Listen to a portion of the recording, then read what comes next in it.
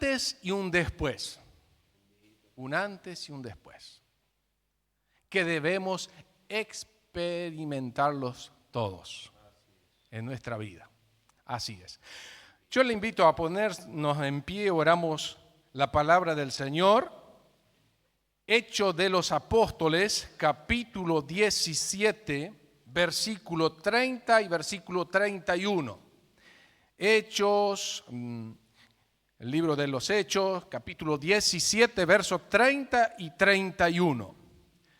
Pero Dios, habiendo pasado por alto los tiempos de esta ignorancia, ahora manda a todos los hombres en todo lugar que se arrepientan, por cuanto ha establecido un día en el cual juzgará al mundo con justicia por aquel varón a quien designó, dando fe a todos con haberle levantado de los muertos. Él es Jesús. Amén. Tomen sus asientos. Cuando dice en aquel día, por aquel varón, habla de Jesús. Él resucitó, el Señor, el Padre le levantó de la tumba. Y Él va a juzgar a todos. Un día nos presentaremos delante de Él. Y dice que toda rodilla se doblará ante Él. Y eso de doblar la rodilla, qué bueno es que nosotros ya lo hemos experimentado.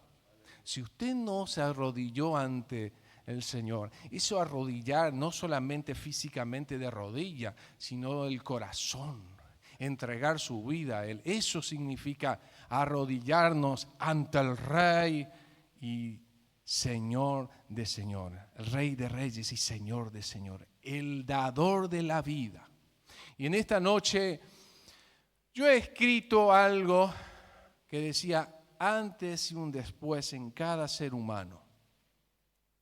Y acá la palabra nos insta, el apóstol Pablo mencionando, cuando Pablo escribe, acá más bien Lucas es el que escribe, Hechos de los Apóstoles.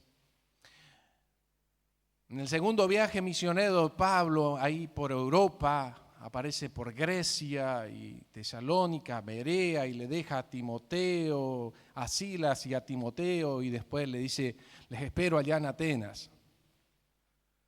Y en Atenas él llega y se encuentra en un lugar donde son muy religiosos.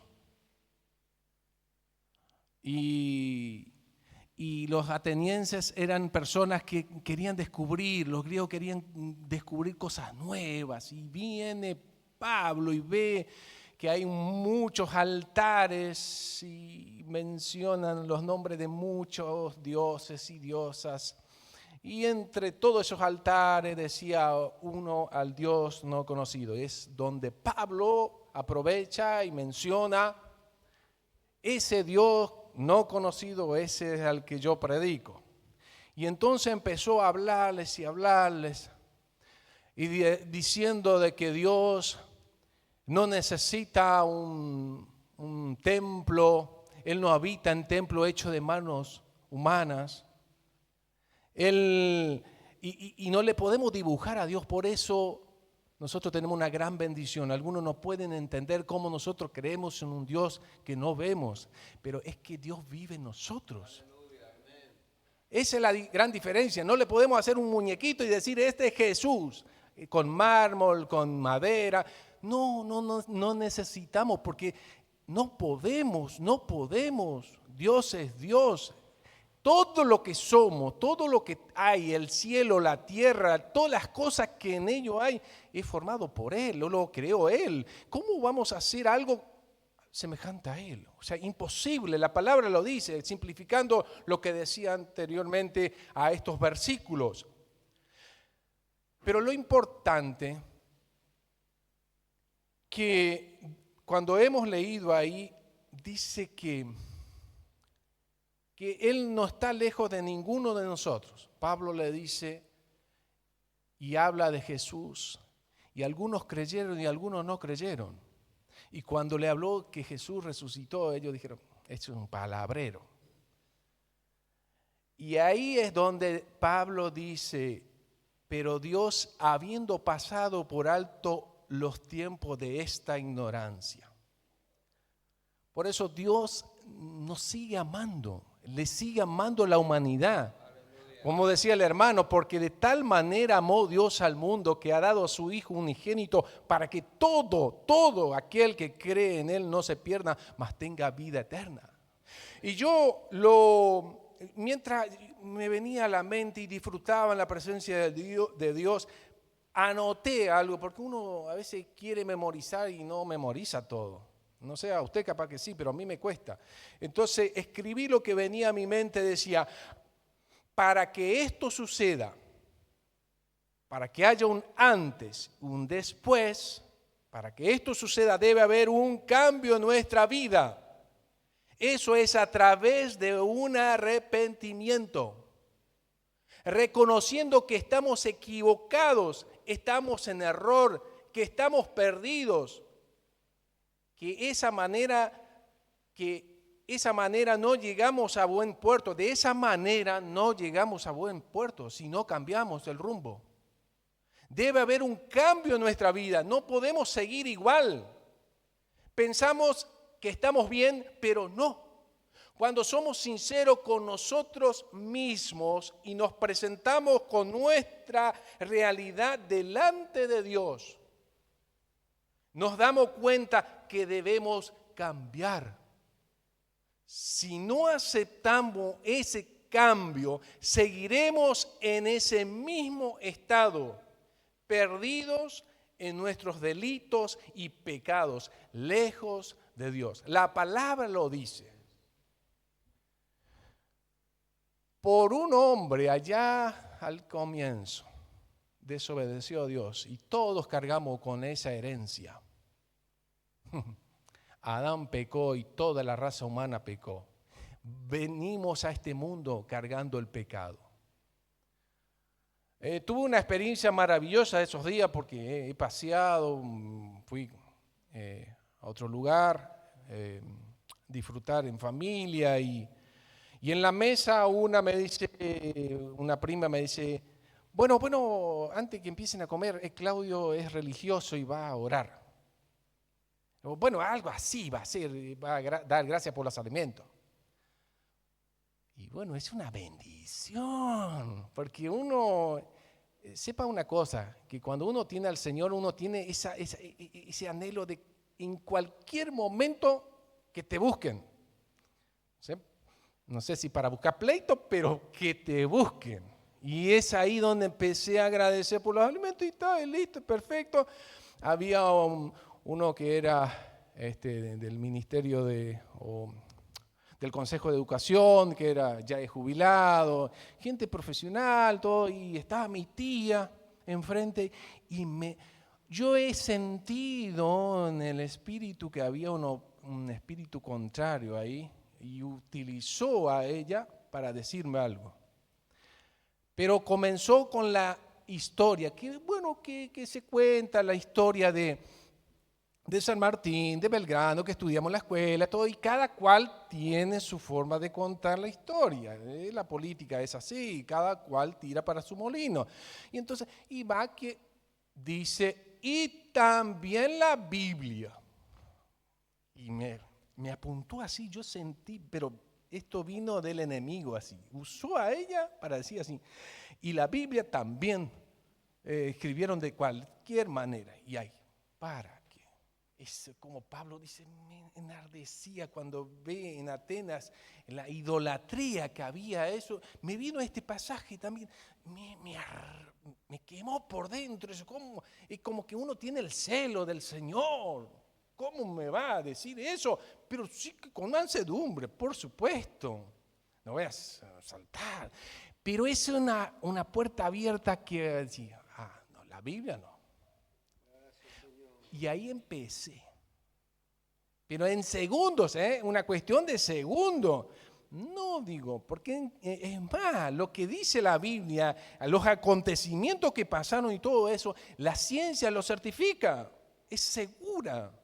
Y es ahí donde, cuando Dios empareja todas las cosas, ¿no? Y empecé de allá de Génesis diciendo que el hombre necesita a Jesús. Porque dijo encima, la Biblia no es cierto, inventaron, y ese de que Jesús murió, no, ese no murió, no, ese le ganó el diablo.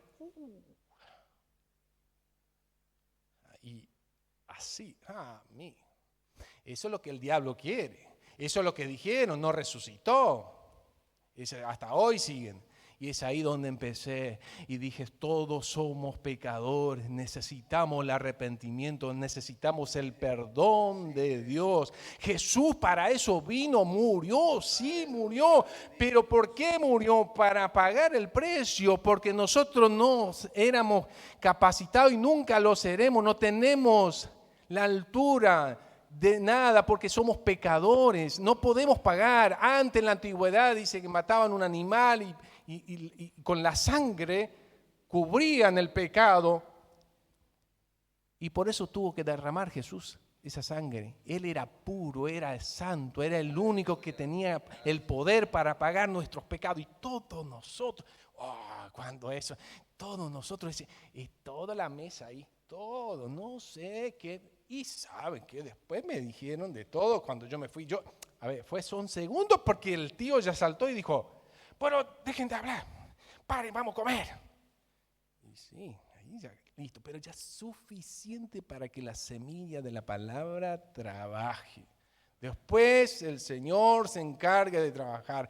Y mi papá después me cuenta, vuelve a mi casa, a la casa de él, y me dice, le digo, no sé si te dije nada así, pero le dije a mis niñas, hay algo que Dios está trabajando, porque Él me llama y dice, Claudio, allá, ¿sabes lo que dijeron de vos? Que sos un fanático creyente, sos muy fanático, que no debes ser así. Y vos, porque dice, ¿cómo va a orar así por los alimentos, todo eso? Y dice, y vos sabés qué bueno que es, porque nuestra abuela, él contando eso, nuestra abuela daba gracias por los alimentos, me acuerdo, Claudio, qué lindo eso. Aleluya, gloria al Señor. Por eso el Señor hace cosas maravillosas. Y eso cuando Dios te da cuando estamos en la presencia de Dios, necesitamos ese cambio. Ese cambio es imprescindible. ¿Y cuándo sucede ese cambio en nuestra vida? Porque dice acá, pero Dios habiendo pasado por alto los tiempos de esta ignorancia, nosotros podemos estar totalmente errados. Y cuando habla de religiosos acá, es una mezcla, tenían de todo un poco. Y hoy el mundo de hoy no es muy distinto al anterior. Es el mismo. Hoy en día te dicen, Dios te bendiga. Yo creo en Dios. Y se va al curandero. Y están cosas raras. Y viene a la iglesia. ¿Viene a la iglesia? Sí, viene a la iglesia. Pero no hay un cambio, no hay un antes y un después todavía. Pero Dios en cada culto nos da la oportunidad de recibir ese cambio, de recibir. ¿Y cuando es? Ahora. 2 Corintios 6, 2. 2 Corintios 6, 2. La parte B del versículo. 2 Corintios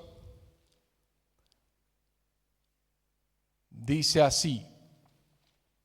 La segunda parte del versículo dice, he aquí ahora el tiempo aceptable, he aquí ahora el día de salvación. Aleluya. No es mañana, si Dios te está hablando en esta noche, es hoy es el cambio que puedes experimentar. Día de salvación, día aceptable. Aleluya. Y sigue diciendo el versículo que hemos leído, ahora manda a todos los hombres, y ahí como decía el hermano, a todos. El Señor es maravilloso,